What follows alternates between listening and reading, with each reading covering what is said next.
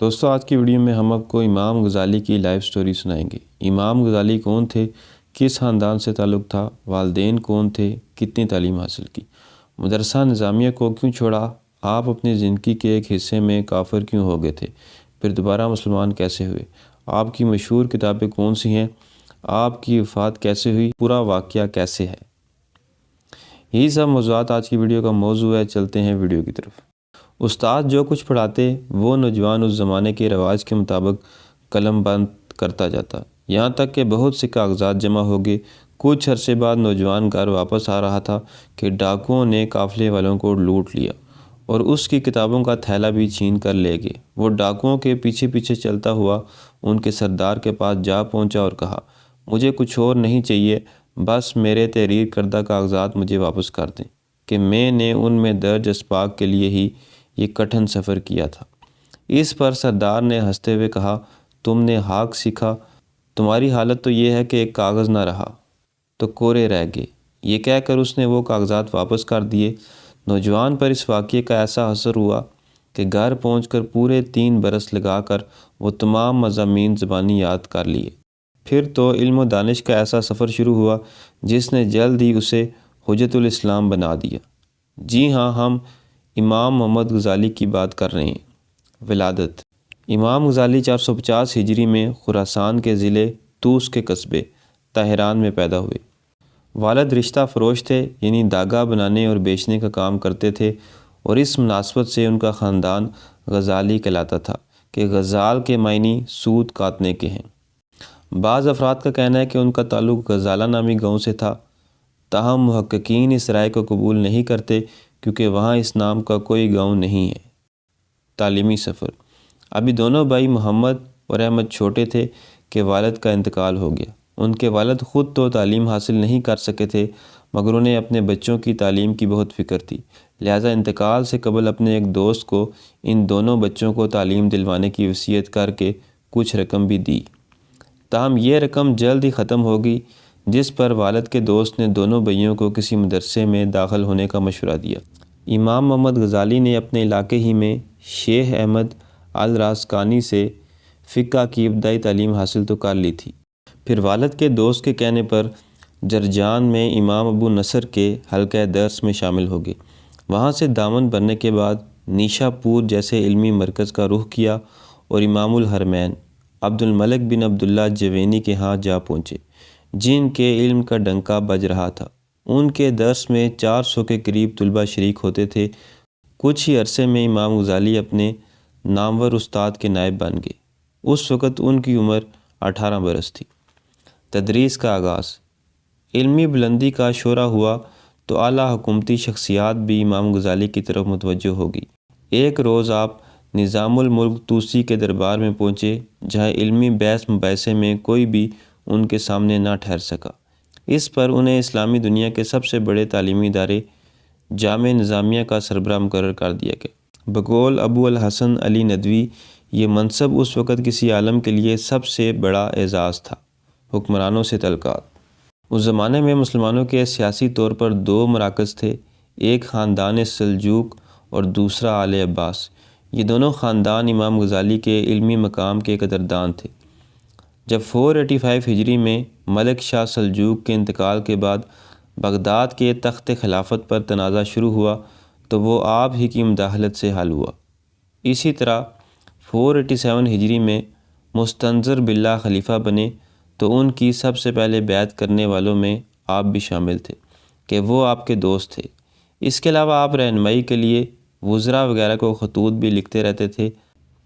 آپ کے ایک شاگرد محمد نے اسپین میں سلطنت کی بنیاد ڈالی جو کافی عرصے تک قائم رہی۔ تصوف کی طرف رجوع: امام صاحب ایک طرف تو مدرسہ نظامیہ کی صدارت جیسے اعلیٰ منصب پر فائز تھے تو دوسری طرف حکمران آپ کے سامنے ہاتھ باندھے کھڑے رہتے، مگر اس کے باوجود ایک بے چینی سی تھی جو انہیں سکون سے نہ بیٹھنے دیتی تھی۔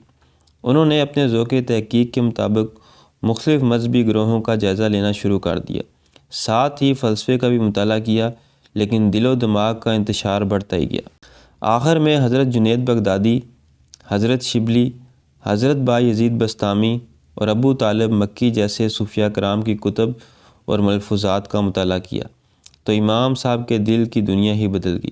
خود لکھتے ہیں، چونکہ یہ فن یعنی تصوف دراصل عملی ہے، اس لیے صرف علم سے کوئی نتیجہ نہیں نکل سکتا، اور عمل کے لیے ضروری تھا کہ زہد و ریاضت اختیار کیجیے۔ ادھر اپنے اشغال دیکھے تو کوئی خلوص پر مبنی نہ تھا۔ درس و تدریس کی طرف طبیعت کا میلان اسی وجہ سے تھا کہ وہ جاہ پرستی اور شہرت عامہ کا ذریعہ تھی۔ اب انہوں نے بغداد چھوڑنے کا فیصلہ کیا، مگر 6 ماہ اسی شش و پنج میں گزر گئے کہ کیا کیا جائے۔ کبھی دل سب کچھ چھوڑ چھاڑ کر کہیں نکل جانے کو کرتا، مگر دوسرے ہی لمحے اعلیٰ مناسب راہ کی رکاوٹ بن جاتے۔ آپ کی کیفیات کے بارے میں یہاں تک کہا جاتا ہے کہ آپ بہت سے ارکان اسلام کا انکار کرنے لگے تھے، جس میں روز قیامت کا انکار بھی شامل تھا۔ بہرحال وہ ایک روز مدرسہ نظامیہ کی مسند سے اٹھ کر نامعلوم منزل کی جانب چل پڑے۔ جب حکام، معززین شہر، علماء اور عوام کو اس فیصلے کا علم ہوا تو سب دوڑے دوڑے آپ کے پاس چلے آئے۔ ہر طرف آہیں اور سسکیاں تھیں۔ اس فیصلے سے باز رکھنے کے لیے طرح طرح کے دلائل دیے جا رہے تھے، مگر آپ آگے ہی بڑھتے چلے گئے۔ روایت ہے کہ جب امام صاحب 38 برس کی عمر میں بغداد سے نکلے تو عجب و رفتگی کی حالت تھی۔ جسم پر پرتکلف اور قیمتی لباس کے بجائے کمبل تھا اور لذیذ غذاؤں کی بجائے ساگ پات پر گزارا تھا۔ قصہ مختصر، بغداد سے دمشق جا پہنچے اور جامع اموی میں مقیم ہوئے، جو ان دنوں ایک بڑا تعلیمی مرکز بھی تھا۔ آپ روز صبح وہاں کے مغربی مینار پر چڑھ کر کمرے کا دروازہ بند کر لیتے اور مراقبے یا ذکر و اذکار میں مشغول رہتے۔ تاہم اس دوران وہاں درس بھی دیتے رہے۔ نیز اپنے آبائی علاقے طوس سے تعلق رکھنے والے سلسلہ نقش بندیہ کے عظیم المرتبت بزرگ حضرت خواجہ ابو علی کے ہاتھ پر بیعت کی اور ان کی رہنمائی میں رائے سلوک کا سفر شروع کیا۔ 2 برس بعد وہاں سے بیت المقدس چلے گئے اور گنبد صخرہ میں مراقبات وغیرہ کرتے رہے۔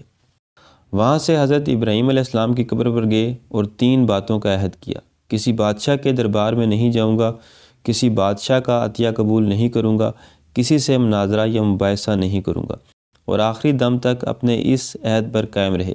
بعد ازاں حج کے لیے حرمین شریف چلے گئے، جہاں کافی دنوں تک مقیم رہے۔ اس سفر میں مصر بھی گئے۔ تقریباً 10 برس تک اسی طرح متبرک مقامات اور ویرانوں میں گھومتے رہے۔ دوبارہ تدریس کا آغاز۔ بادشاہ سنجر سلجوقی وزیراعظم فخر الملک آپ کی خدمت میں حاضر ہوا اور نیشا پور کے مدرسہ نظامیہ میں تدریس کی استدعا کی۔ وزیراعظم کے اصرار، علماء اور صوفیاء کے مشورے پر آپ نے 499 ہجری میں اس مدرسے میں درس و تدریس کا آغاز کر دیا۔ تاہم 1 ماہ بعد ہی وزیراعظم کے قتل پر مدرسہ چھوڑ کر اپنے گاؤں منتقل ہو گئے، جہاں ایک مدرسہ اور خانقاہ قائم کر کے طالبین کو سیراب کرنے لگے۔ اس کے بعد بھی بادشاہ نے آپ کو مدرسہ نظامیہ بغداد میں تدریس کے لیے قائل کرنے کی بہت کوشش کی، یہاں تک کہ دربار خلافت کے تمام ارکان کے دستخطوں سے خط بھی لکھا گیا، مگر آپ اپنے گاؤں سے نہ نکلے۔